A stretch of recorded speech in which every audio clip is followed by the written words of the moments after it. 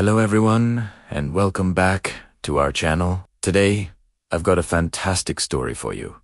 One that might just change the way you think about laziness and hard work. It's about a seemingly lazy boy who turned out to be incredibly clever. And by the end of this story, we'll uncover a powerful secret about how even the laziest among us can find the drive to achieve amazing things. So, get comfortable, and let's dive in. Once upon a time, nestled in a quiet little village, there lived a young boy named Ryan. He lived with his parents in a cozy little house right on the edge of town. Now, Ryan had a reputation. To put it simply, he was known for being incredibly lazy. Every day, his father would head out to work in their rice fields, and Ryan had just one job: to chase away the birds that came to snack on their precious crops. Most people in the village would use sticks or maybe even a slingshot to keep the birds at bay. It was an active job, requiring constant movement, but not for Ryan. The thought of running around all day just didn't appeal to him. So, what did he do?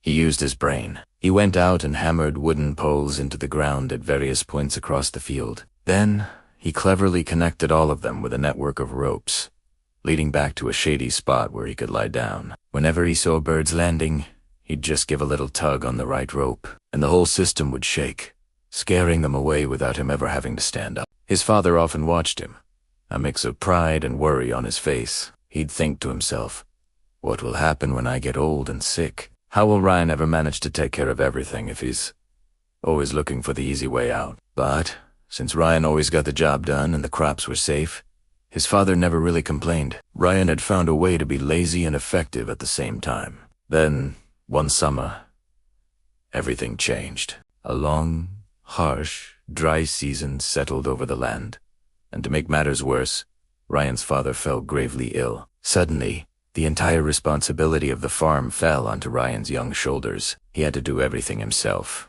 from tilling the soil to watering the plants. He tried his best, really did, but he just wasn't used to such strenuous labor. His body ached, and his energy faded quickly. After a few grueling weeks, the consequences of his inexperience began to show. The crops, starved for water, started to wither and die. Looking out at the dying field, a wave of despair washed over Ryan. He felt completely useless. He sat down, his head in his hands, and thought, "Why didn't I ever learn to work harder? Why did I always choose the easy path?" It was a heavy, painful realization. Just as he was about to give up all hope, he heard a commotion coming from the village square. Curious, he walked over to see what was happening. A royal soldier stood in the center of the crowd, making a grand announcement. The king was hosting a great competition at the palace, a test of strength and wit. And the prize? A massive chest, filled to the brim with gold coins. A prize that could change anyone's life forever. As soon as Ryan heard this, a spark ignited within him. "This is it," he thought. "This is my chance. This could save my family and our farm." In that moment, he made a decision. He would enter the competition. When the villagers heard that lazy Ryan was going to compete, they couldn't help but laugh. "Ryan, the boy who's too lazy to stand up, he'll never win," they jeered. But for the first time in his life, Ryan didn't care what they thought. He had a purpose, a powerful reason to fight. 3 days later, the competition began. The contestants gathered by the edge of a large, shimmering lake. The first task was announced: cross the lake. Simply, Inug, but only the first 3 to reach the other side would advance to the final round. The starting signal was given, and chaos erupted. Everyone else there, eager to prove their strength, immediately jumped into the water and started swimming with all their might. But not Ryan. He just stood there.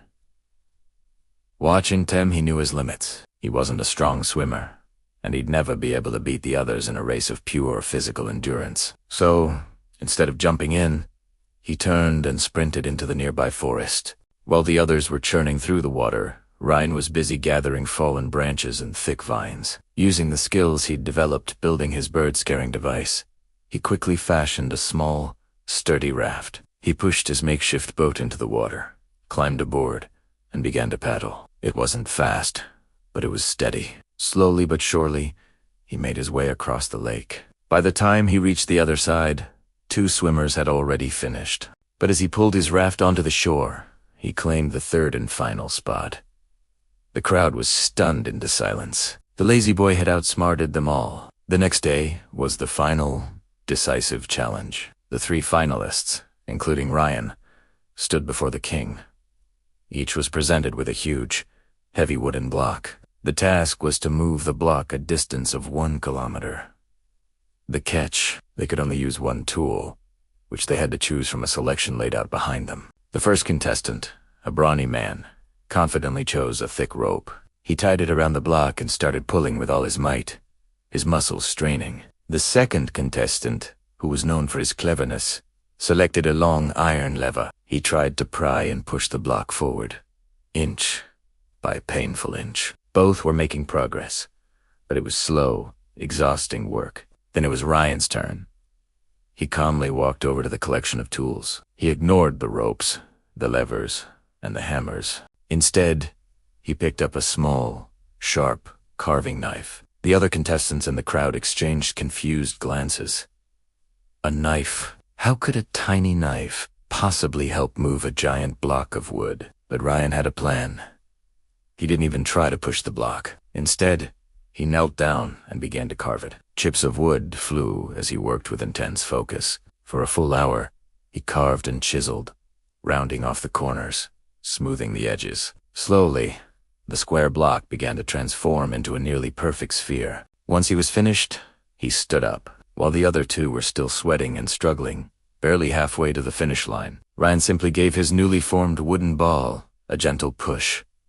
It started to roll, and it kept rolling. He walked calmly behind it, giving it another push whenever it slowed down. With minimal effort, he easily rolled his ball all the way to the finish line, winning the competition and the chest of gold. Ryan returned to his village not just with a fortune, but with a newfound respect from everyone who had once doubted him. He used the gold to save his family's farm, buy medicine for his father, and ensure they would live comfortably. This story teaches us something incredibly important. It shows that people who seem lazy are often just very smart people who have found a goal worth their effort. Ryan was always clever, but it was the desperate need to save his family that unlocked his true potential and pushed him to apply his intelligence in a powerful way. His love for his family became the ultimate motivation. So, if you ever feel lazy or unmotivated, maybe you just haven't found your why yet.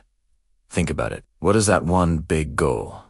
That one deep desire that would make you pour all of your energy and creativity into achieving it. Find that reason, that purpose, and you might just surprise yourself with what you're capable of. A strong enough goal can inspire anyone to give their absolute best.